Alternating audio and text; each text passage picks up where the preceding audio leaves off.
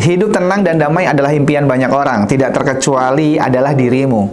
Namun, namanya juga hidup, tidak selalu berjalan dengan mudah dan lurus seperti yang kita harapkan. Ada banyak masalah yang mungkin datang menghampiri kita silih berganti. Salah satu masalah yang bisa menghampiri kita semua, terutama adalah generasi Zillennials, adalah masalah keuangan.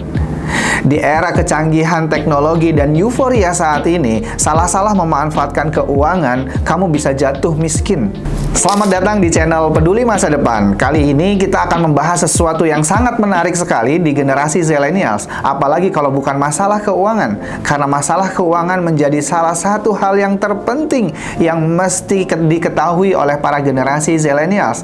Lalu, bagaimana kemudian kita bisa mengetahui dan bagaimana kita bisa tahu caranya terkait dengan masalah keuangan yang dihadapi oleh generasi Zillennials? Maka pastikan kamu tonton video ini sampai selesai. Ketimpangan ekonomi di masyarakat saat ini bisa kita lihat dari desa, kota, negara, bahkan di global. Namun menariknya, bila di sebuah desa terdapat seseorang yang dia sangat kaya sekali, maka bisa dipastikan di desa tersebut ada orang yang dia miskin sekali. Begitu juga di sebuah negara. Jika di sebuah negara ada orang yang paling kaya di negara tersebut, maka akan ada orang yang paling miskin di negara tersebut. Dan menariknya, dalam skala global, ini juga dialami oleh generasi Zillennials dan generasi Millennials. Hasil survei oleh Deloitte, sebuah kelompok akuntan global terbesar di dunia yang berkantor di US. Dalam laporan mereka yang berjudul The Deloitte Global 2022, Gen Z dan generasi Millennials. Laporan itu mengatakan 72% dari generasi Zillennials dan 77% dari generasi Millennials setuju ketimpangan ekonomi semakin melebar. Maka, pertama-tama, apa yang mesti kita lakukan? Yang pertama, tentu kamu harus subscribe channel ini agar kamu tahu bagaimana permasalahan keuangan di generasi Zillennials.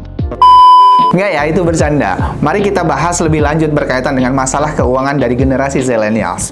Beberapa tantangan ekonomi yang dihadapi Gen Z, mereka sering sekali mengalami biaya di dunia pendidikan. Apalagi mereka yang hari ini sudah ada di perguruan tinggi. Permasalahan keuangan di mahasiswa yang terutama hari inilah Gen Z, itu menjadi hal yang sangat luar biasa. Belum lagi hutang mahasiswa, persaingan ketat dalam dunia kerja, dunia usaha, dan kesulitan membeli rumah atau investasi. Namun, tahukah kamu, semua hal tersebut bisa membuatmu jatuh miskin dan bisa membuat dirimu memunculkan kecemasan dalam diri. Namun, ada beberapa pendekatan yang bisa membantumu untuk melawan dirimu agar kamu tidak pernah jatuh miskin. Pertama, pendidikan adalah kunci. Mereka perlu berinvestasi dalam pendidikan dan berinvestasi dalam pengembangan keterampilan untuk meningkatkan peluang di pasar kerja. Selain itu, penting untuk belajar mengelola keuangan.